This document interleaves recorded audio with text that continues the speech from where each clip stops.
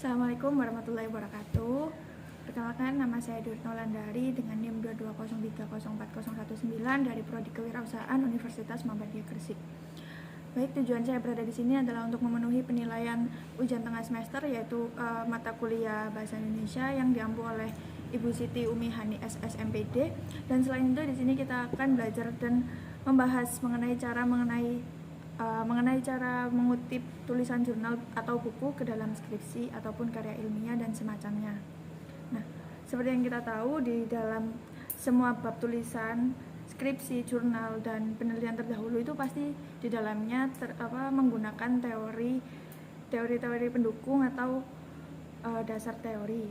Kenapa sih kita harus menggunakan kutipan?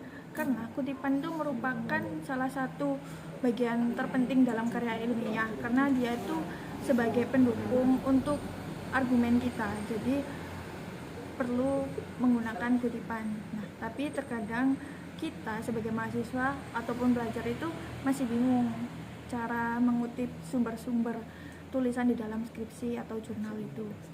Oke, lanjut saja daripada kita kebanyakan basa-basi. Mari kita mulai. Oke.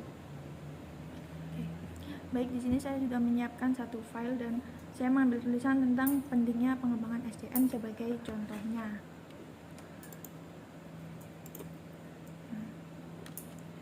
Yang pertama, kita ambil contoh yang paling gampang.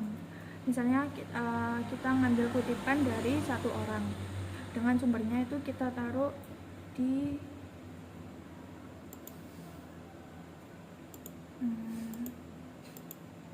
depan ya. Nah, seperti ini. Jadi Sony Sumarsono pada tahun 2003. Karena ini di depan, jadi kita menambahkan, jadi bisa mengartikan bahwa sumber daya manusia itu bla bla bla. Nah, seperti itu.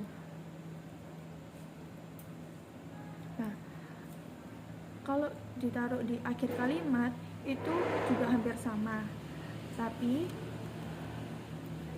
ini kita kopas aja situ.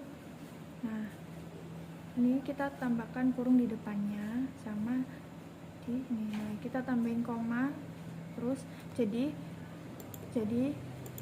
setelah nama penulis kita kasih tanda koma, setelah itu tahun dia mengatakan hal tersebut, baru gitu. Nah, kalau gini bisa kita hapus di depannya. Oke. Sekarang kita ambil contoh yang kedua, misalkan penulisnya ada 2 orang.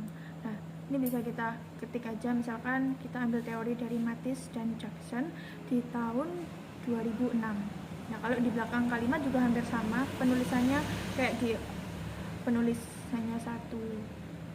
Nah, ini kalau misalkan ditaruh di depan itu juga sama, tinggal ditaruh di depan, ditambahi menurut Matisse dan Jackson. Ini baru kita kasih tanda kurung, baru diberi tahunnya.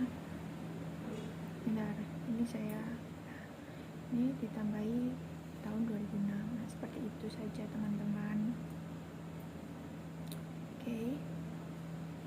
Ini kita taruh di depan aja. Selanjutnya, misalkan kita mau mengutip dari buku dan kita pakai nulis halamannya. Nah, misalkan ini menurut Straub and Edner pada tahun 1985 yang dikutip dalam Gaul tahun 2014 di halaman 44 yang mendefinisikan manusia sebagai bla bla bla.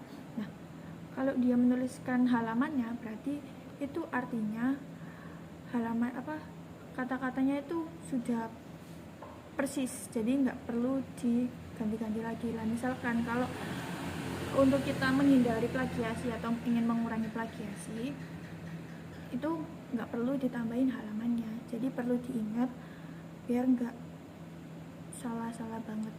Nah, oke.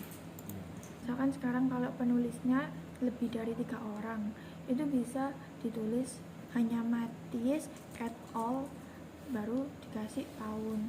Nah, et al itu mengartikan Matisse dan kawan-kawannya, karena kan kurang menarik juga kalau dilihat misalkan penulisannya terlalu banyak kayak Matisse, terus Straub, Edner, dan lain-lain. Jadi lebih baik pragmatis at all aja supaya lebih ringkas.